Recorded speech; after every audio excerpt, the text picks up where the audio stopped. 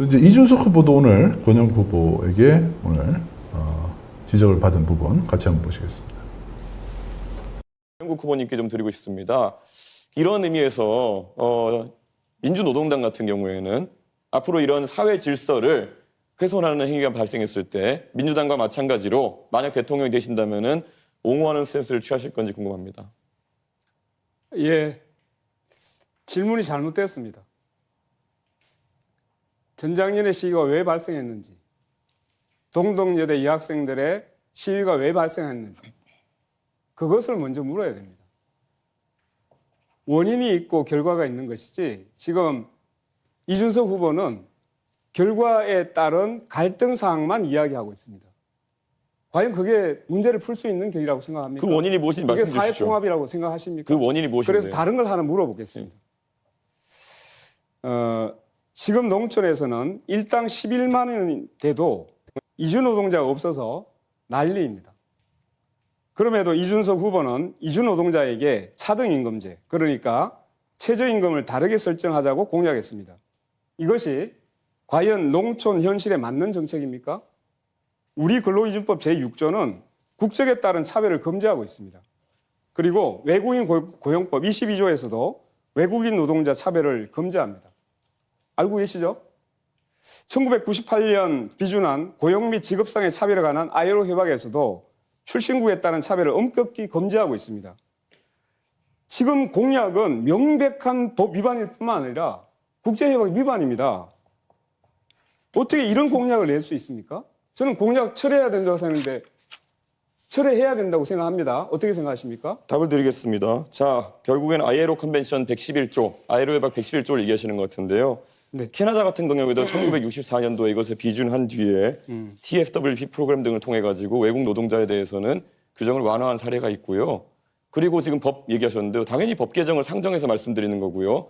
권영국 후보자께서 말씀하시는 것이 전 이해가 가지 않는 것이 최저임금이라는 것은 임금의 최저선을 얘기하는 겁니다. 네, 맞습니다. 말 그대로 최저임금을 낮춘다고 해가지고 안 오던 사람이 온다? 그런 것도 아닙니다. 그렇기 때문에 무엇을 지적하려고 하는지가 우선 논리적으로 맞지 않거든요. 논리적으로 맞는 말씀을 해주셔야 됩니다. 임금을 차별. 자, 예. 그래서 어떻게 되는지 아십니까? 현재 OECD 국가 중에도 외국인이라고 최저임금을 다르게 적용한 나라가 있습니까? 최저임금 제도가 없는 나라도 있습니다. 최저임금을 다르게 적용한 나라가 있습니까? 미국 제가 말씀드리지 자, 않았습니까? 일부 국가에서 시도했다가 이 내국인 일자리를 뺏는다고 폐지한 제도입니다. 아니, 제가 아시겠습니까? 미국 말씀드렸는데 왜 미국이 아니라 OECD 말씀하셨는데 미국은 외국인하고 내국인을 차등하는 데를 있느냐고 묻는 네, 겁니다. 권영국 후보 시간 다 쓰셨습니다. TFWP 프로그램 제가 말씀드렸지 않습니까? 캐나다에서 유지했었다고. 관점을 그렇게 이야기하면 안 됩니다. 늘 왜 갈라치게 합니까? 네, 발언 시간 초과됐습니다.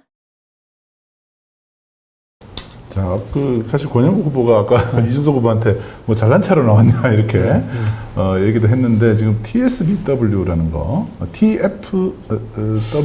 그러니까 요거 이제 두 가지를 이제 여기서는 이제 지적을 하고 싶은데 우선 첫 번째로 이제 이준석 후보가 그 이재명 후보를 상대로 이제 공격을 했던 게 뭐냐면 이제 전장현 시위, 그 다음에 동덕여대생들이 이제 항의 시위하는 과정에서 뭐 락카치를 해가지고 이제 학교 시설을 굉장히 훼손했는데도 이 부분들에 대해서 이제 응분의 사법적인 책임을 이제 묻지 못했던 이유가 이제 민주당의 의원들이 뭐 이제 동덕여대 이런 데 학교를 방문해가지고 그 이제 이런 그 고발 조치에 대해서 이제 항의하고 이제 그런 부분들 결국은 이제 그 응당한 위법한 행위에 대해서 법적인 책임을 묻는 부분들을 이런 식으로 그 막는 것이 타당하냐라고 문제를 지적을 했어요. 그리고 저 권영국 후보에 대해서도 그런 민주당의 태도에 대해서 공감하냐라고 얘기를 했더니 권영국 후보가 아주 참교육을 한 거예요.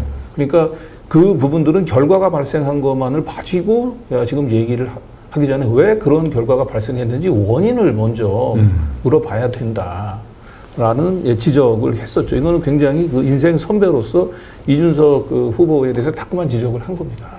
네. 그러니까 법을 위반한 부분들에 대해서 처벌하는 게 중요한 게 아니고 왜 그런 일들이 발생했는지 부분들 원인들을 보고 그 원인을 치유하는 것이 근본적인 사회적 갈등의 치유라고 하는 점, 이 점을 권영국 후보가 아주 인생 선배로서 오늘 잘 지적을 했다. 저는 굉장히 이 부분이 아주 인상적이었어요. 그리고 두 번째는 이 최저임금에 대해서 이준석이 기본적인 이해가 안 돼 있다라고 하는 부분들이 오늘 명확히 드러났어요. 네. 그래서 결국 외국인 노동자에 대한 그 차별적 임금이라고 얘기하는 것이 단기적으로는 사용자의 부담을 줄일지 모르지만 국가 전체적으로 봤을 때는 최저임금을 낮춤으로 인해 가지고 외국인 노동자들이 더 많이 들어오면 결국 내국인 노동자의 일자리를 빼앗는 결과로 이어진다라고 하는 점.